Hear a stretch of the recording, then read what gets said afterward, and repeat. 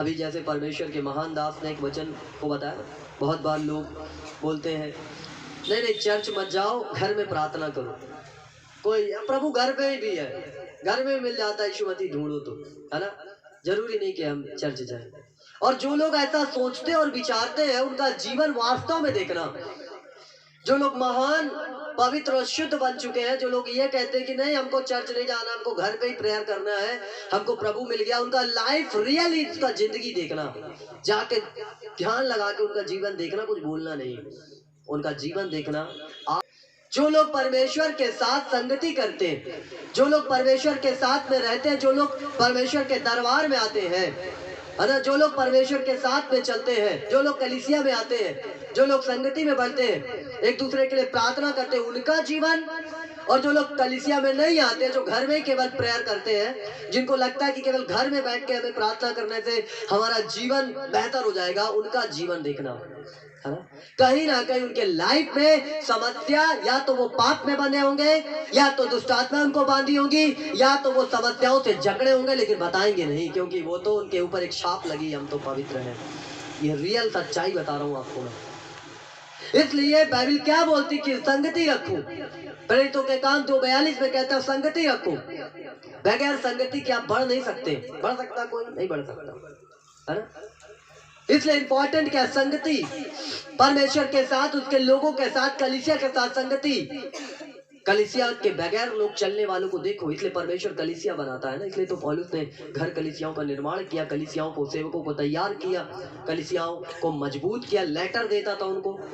क्यों? क्योंकि कलीसियाओं में पाप आ जाता था कहीं ना कहीं।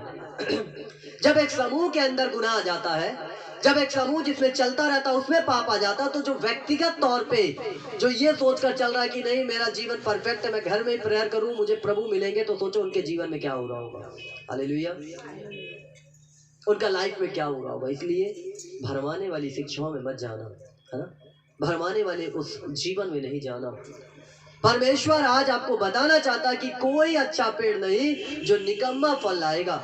जो लोग परमेश्वर के साथ उसकी संगति में बढ़ेंगे, जो लोग कलीसिया में बढ़ेंगे, वो लोग दिन प्रतिदिन ग्रोथ करते जाते हैं। दिन प्रतिदिन उनका जीवन जो है वो तरक्कियों से भरता चला जाता है। लेकिन उनका जो वास्तव में प्रभु से लिपटे हुए, वास्तव में कलीसिया से लिपटे हुए हैं। आप चूल्हा जलाते होगे, अभी ठंड का समय, बहुत लोग आग तापते हैं। एक अंगार को उसमें से निकाल के अलग रखोगे तो कुछ ही देर में वो बुझ जाएगा। कुछ देर में उसका जो चमक है, बुझने से पहले वो जोर से चमकेगा, ऐसे ऐसे कर चमकता, उसके बाद वो बुझ जाता है। वैसे ही मसीह जिंदगी में है कि जब हम कलीसिया से अलग होते हैं, जब हम कलीसिया से दूर होते हैं, दिखता तो बड़ा वो चमक रहा, चमकते चमकते अचानक बुझ जाता। उसको भी नहीं समझ में आता कि कब मेरे जिंदगी का वो रोशनी बंद हो गया, कब उसके जिंदगी में वो प्रकाश आना बंद हो गया, कब उसके लाइफ में वो पवित्र आत्मा का काम होना बंद हो गया। इसीलिए बाइबल कहती है कि तुम संगति रखो। इसलिए पौलुस बार बार लेटरों को लिख के देता था, कलीसियाओं तक भेजता था और बोलता था अगर तुम पढ़ लेना तो उनको देना, तुम पढ़ लेना तो वहां पहुंचा देना। क्यों? क्योंकि कलीसियाओं में कहीं ना कहीं गड़बड़ियां आ रही थी, कलीसिया में कहीं ना कहीं उतार चढ़ाव आ रहा था। इसलिए परमेश्वर कहता कि कोई अच्छा पेड़ नहीं जो निकम्मा फल लाए, और ना कोई निकम्मा पेड़ है जो अच्छा फल लाए।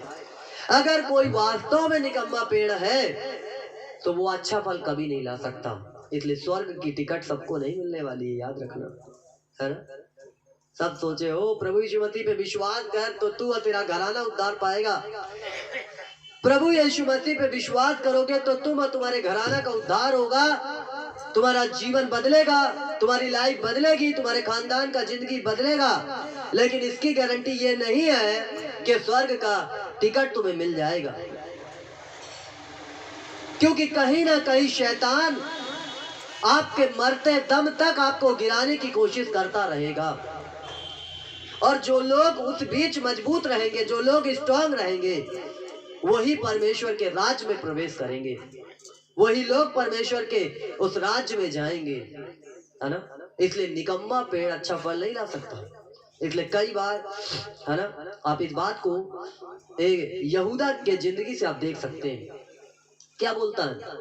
जब एक स्त्री आती है और इत्र को डालती यीशु मसीह के पैर में, बालों से पोंछती है, तो क्या बोलता है वो, क्या ये जो इत्र है, इतना महंगा इत्र जो है, क्या अधिक पैसों में नहीं बेचा जा सकता था, जिससे गरीबों का कल्याण हो, गरीबों को हेल्प हो सके, गरीबों को मिल सके। यीशु मसीह देखते हैं, उसके मन को जांचते और परखते हैं। वो इसलिए नहीं बोला था कि उसको गरीबों की चिंता थी, उसको गरीबों की हेल्प करनी थी, इसलिए नहीं था वो, है ना, कि गरीबों की मदद करनी थी, इसलिए वो इत्र के बारे में नहीं बोल रहा था। परंतु बाइबल कहती है कि उसके मन के अंदर चोर था, उसके मन के अंदर पाप था, क्योंकि वो पैसों को गिनने वाला था, वो भंडारी बना बैठा था, है ना। उसे कंगालों की चिंता नहीं, उसको इसलिए था कि अगर ये बेचते तो ये पैसा हमको मिलता, समझ रहे हो। लेकिन वहां तो वो बात पूरी होनी थी, इसलिए परमेश्वर सिखाता, देखो जब वो निकम्मा पेड़ है, वो अच्छा फल नहीं लाया, उसका सोच विचार में भी निकम्मी बातें आ रही, उसके सोच विचार में भी गलती आ रहा है। अरे प्रभु यीशु मसीह के ऊपर अगर इत्र डाल दी वो औरत, चाहे वो लाखों का हो चाहे करोड़ों का हो, दुनिया के जगत के उद्धारकर्ता के ऊपर उसने इत्र को डाल दिया, तो डालने दे। तुझे क्या दिक्कत हो रही थी, क्या परेशानी थी? लेकिन बाइबल इस बात को मुझे आपको सिखा रही है कि वो निकम्मा पेड़ था, इसलिए वो अच्छा सोच ही नहीं रहा था, वो बेहतर सोच ही नहीं रहा था। इसलिए कई हमारे और आपके जिंदगी में भी यही होता है कि अगर हमारी लाइफ परमेश्वर के साथ मजबूत नहीं होगी, तो हमारे सोच और विचार में भी निकम्मी बातें आ जाएंगी, और उस तरीके की बातें हम करेंगे जो करना हमारे लिए उचित नहीं है। हालेलुया। जो हमें नहीं बोलना है, वही बात को हम क्या करेंगे, कई बार बोलने लगेंगे। इसलिए हमें अगर उन चीजों से बचना है, तो हमें क्या करना है, प्रार्थना करना है, हमें संगति रखना है, हमें उपवास करना है, हमें बाइबल पढ़ना है, परमेश्वर के साथ में लिपटे रहना है, और यीशु मसीह से कहना कि प्रभु जैसा आपका स्वभाव था वैसा मेरा स्वभाव हो जाए, जैसा आपका जीवन था वैसा मेरा जीवन